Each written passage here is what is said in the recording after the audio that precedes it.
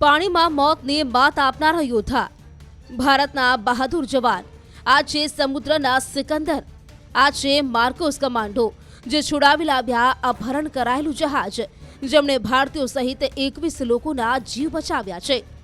અરબ સાગરમાં સોમાલિયાના દરિયા કિનારા પર અપહરણ કરાયેલા જહાજમાંથી 15 ભારતીયોને બચાવીને ઇન્ડિયન નેવીના જાબાઝ કમાન્ડોએ ફરી પોતાની તાકાત બતાવી છે।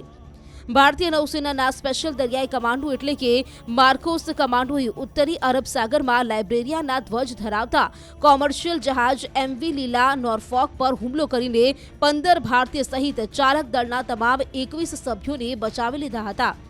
આ જહાજનું કેટલાક હથિયારધારી દરિયાઈ લૂંટારુઓએ અપહરણ કર્યું હતું, પણ ભારતીય નૌસેનાએ ભારતીય નાગરિકોને બચાવવા માટે એક સબમરીન INS ચેન્નાઈ, દરિયામાં પેટ્રોલિંગ કરતું વિમાન, હેલિકોપ્ટર અને P-8I અને લાંબા અંતરના વિમાન અને પ્રિડેટર MQ-9B ડ્રોન તૈનાત કર્યા હતા।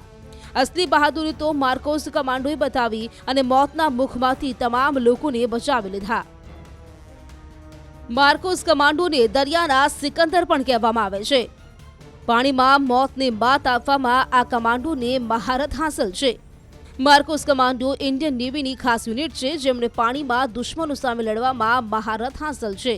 આ કમાન્ડોને માર્કોસ કહેવામાં આવે છે, પણ ઓફિશિયલ રીતે તેમને મરીન કમાન્ડો ફોર્સ કહેવામાં આવે છે। પાણીમાં સ્પેશિયલ ઓપરેશન માટે તેમને તાલીમબદ્ધ કરવામાં આવે છે। માર્કોસ કમાન્ડોને unconventional warfare, hostage rescue, personal recovery જેવા કામમાં સામેલ કરવામાં આવતા રહ્યા છે। માર્કોસ કમાન્ડો એટલે કે મરીન કમાન્ડો ફોર્સની રચના વર્ષ 1987માં થઈ હતી। આ પહેલા 70ના દાયકામાં ભારત પાકિસ્તાનનું યુદ્ધ થયું હતું। આ દરમિયાન આ વાતની જરૂરિયાત અનુભવાતા નેવી પાસે આવી કમાન્ડોની ફોર્સ હોવી જોઈએ, જે પાણીમાં જઈને દુશ્મનોને હરાવે। આ વિચારી 1986માં આકાર લેવાનું શરૂ કર્યું હતું। નેવીએ મેરીટાઈમ સ્પેશિયલ ફોર્સની યોજના શરૂ કરી હતી, જેનો ઉદ્દેશ એવા કમાન્ડો તૈયાર કરવાનું હતું જે ખાસ ઓપરેશન જેવા કાઉન્ટ ટેરરિસ્ટ ઓપરેશન ચલાવી શકે। 1991માં તેનું નામ મરીન કમાન્ડો ફોર્સ કરી દેવામાં આવ્યું હતું। માર્કોસ કમાન્ડો મોટાભાગે પાણીની અંદર ઓપરેશન્સને અંજામ આપવા માટે હોય છે, જો કે જરૂરિયાતના સમયે તેમણે અલગ અલગ આફત અથવા આતંકી હુમલા વિરુદ્ધ એક્શનમાં લગાવવામાં આવે છે। કેદારનાથ આફત દરમિયાન પણ આ કમાન્ડોને જોવામાં આવ્યા હતા।